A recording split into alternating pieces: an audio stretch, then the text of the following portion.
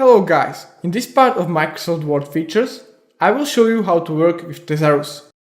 TEZARUS is basically a dictionary containing synonyms, the words similar in context to the other words.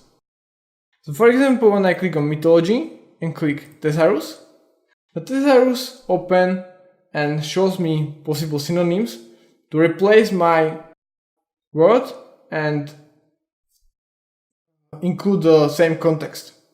I can do this also with other words, for example ancient. As you can see, there is antique, early, earliest, olden. Not all the match the context, but some can replace the word.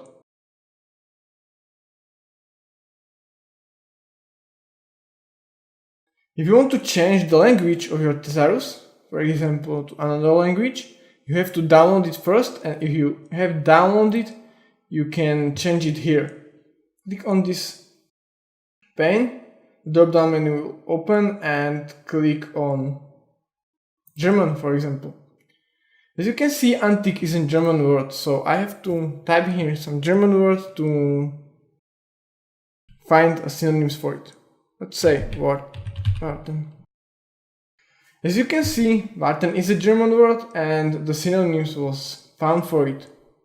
You can see the main context of the word and synonym with the same context. Back to English, you can switch back to English and type the words directly, as you saw. For example, story. As you can see, the synonyms aren't always the precise, but for example, tale is very similar to story. You can use that instead. Okay guys, this was probably everything what I want to show you with TEZARUS.